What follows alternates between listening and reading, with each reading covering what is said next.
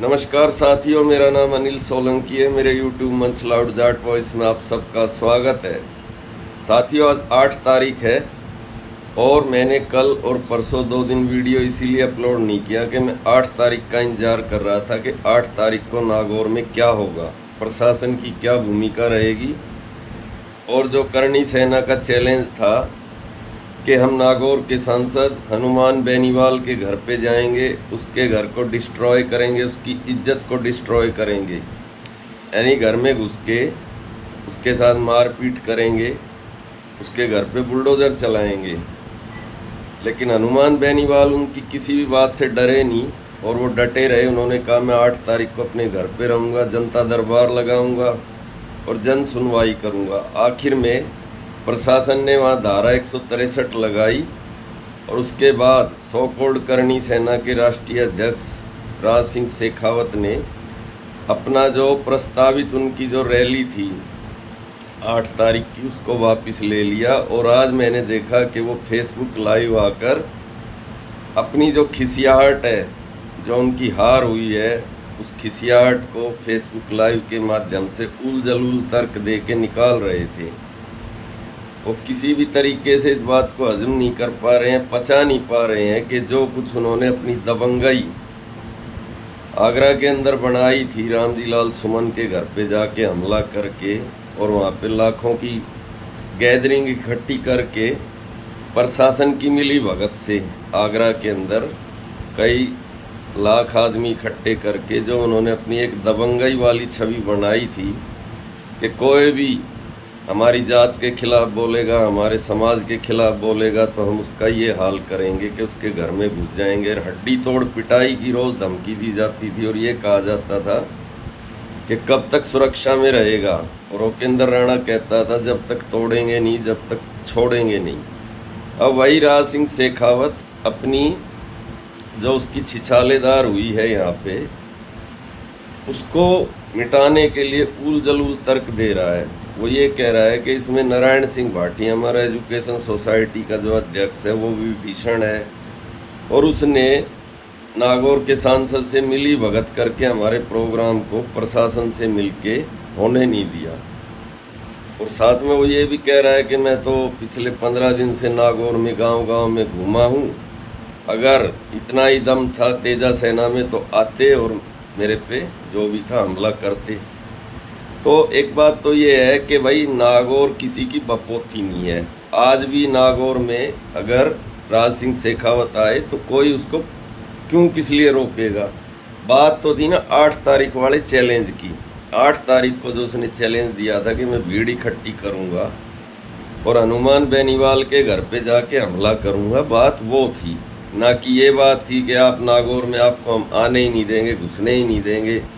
नागौर में रोज आओ, कौन मना कर रहा है। दूसरी बात वो ये कह रहे हैं कि हमारा विरोध जो है व्यक्ति विशेष हनुमान बेनीवाल से था, ना कि जाट जाति से। तो इसको जाति का सवाल बनाया किसने भाई? हनुमान बेनीवाल ने भी तो राजा विशेष के बारे में टिप्पणी करी थी, पूरी राजपूत जाति के बारे में कहा टिप्पणी करी थी उसने।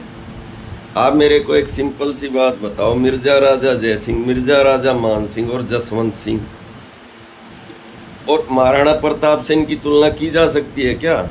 महाराणा प्रताप का और राजा मान सिंह का युद्ध हुआ था। या तो ये बोल दो कि दोनों ही महान थे, ये बोल दो ना कि भाई दोनों ही महान थे, एक दूसरे के खिलाफ लड़े थे, एक अकबर की तरफ से लड़ा था और एक अपनी इज्जत के लिए लड़ा था। तो राजा मान सिंह के ऊपर टिप्पणी करना राजपूतों का अपमान कैसे हो गया? जिस आदमी की वजह से महाराणा प्रताप को जंगलों में रहना पड़ा, घास की रोटी खानी पड़ी, उस पर अगर टिप्पणी की तो राजपूतों का अपमान कैसे हो गया? इस मिर्जा राजा जय सिंह ने शिवाजी महाराज को पुरंदर की संधि करने के लिए मजबूर करा। इसके परिणाम स्वरूप शिवाजी महाराज को अपने 35 किले औरंगजेब को देने पड़े और अपने बेटे संभाजी को औरंगजेब के दरबार में मनसबदार बनाना पड़ा। वो मिर्जा राजा जय सिंह पर टिप्पणी करना राजपूतों का अपमान कैसे हो गया?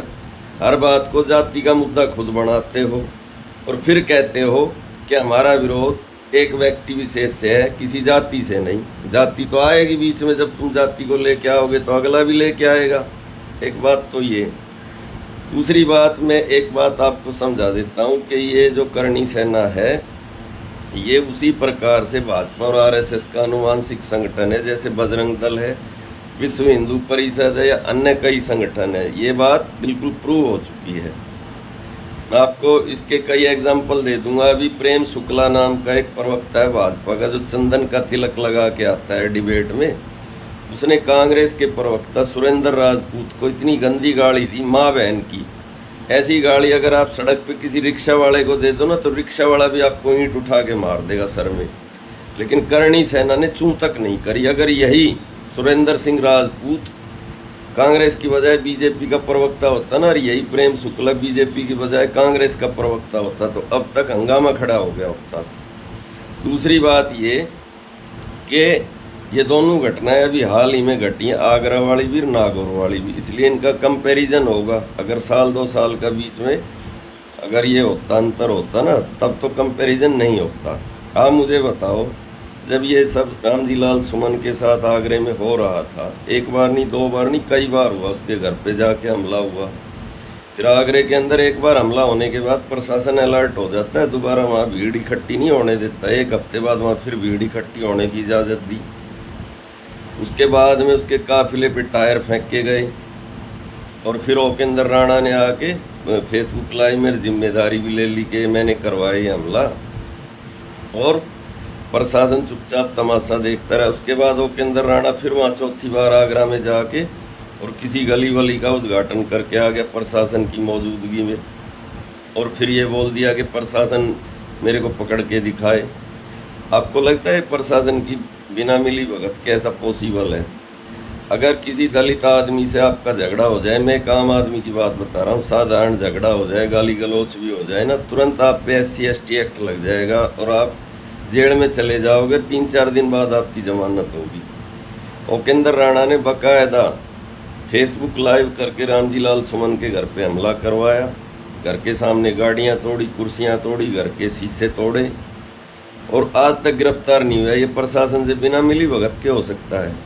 रोज़ ये कहता था कि मेरे पीछे पुलिस है, मैं गिरफ्तार होने वाला हूँ, ये सब, और रोज़ फेसबुक लाइव आता था और रोज़ आके आगरा के अंदर प्रोग्राम करता था। तो क्या ये प्रशासन से बिना मिली भगत ऐसा पॉसिबल है?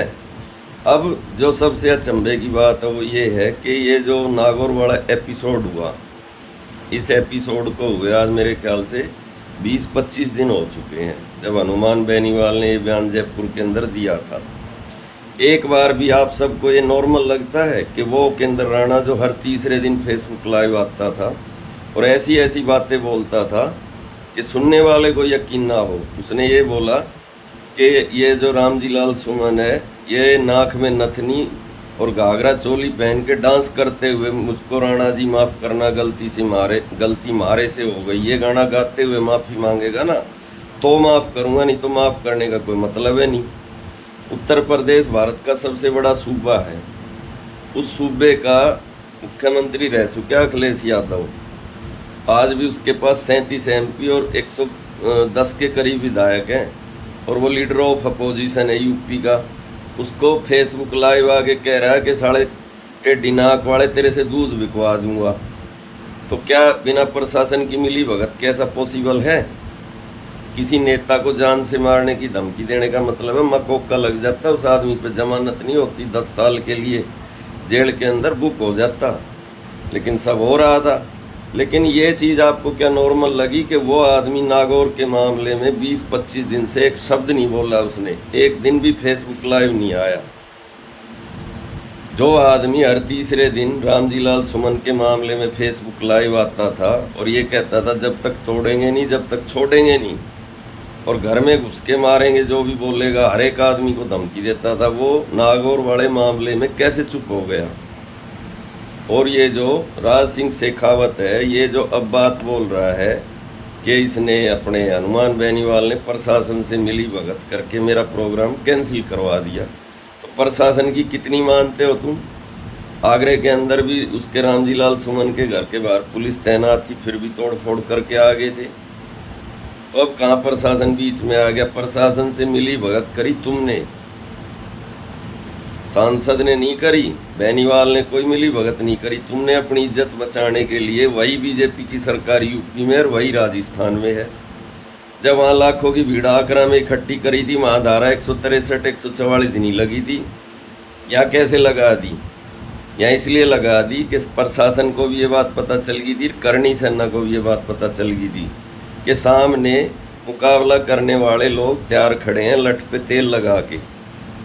प्रशासन को तो ये चिंता थी अगर हिंसा होगी तो हमारी सरकार की किरकिरी हो जाएगी, और करणी सेना को ये चिंता थी कि जो दबंगई हमने आगरे के अंदर बनाई है, अगर यहाँ पे मुकाबला करने वाले सामने से आ गए, मुकाबला हो गया, तो जो अभी तक हमने अपनी एक दबंग संगठन होने की इमेज बनाई है वो सब मिट्टी में मिल जाएगी, धूल में मिल जाएगी, क्योंकि सामने तेजा सेना ने भी अपने लठों पे तेल लगा लिया था। ये है असलियत। और तीसरी बात ये है कि राज सिंह शेखावत को वो समर्थन नहीं मिला राजस्थान के अंदर जिसकी वो उम्मीद कर रहा था।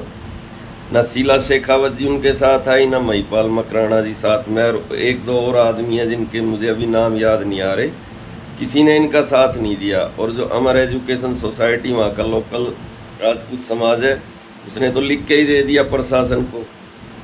अब उसको भी भीषण बताया जा रहा है और जयचंद बताया जा रहा है।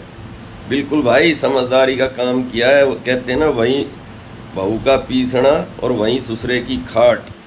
ये तो आग लगा के चला जाता, उनको भी वहीं रहना है। पड़ोसी जो काम आ जाएगा ना, सगा भाई भी काम नहीं आ सकता।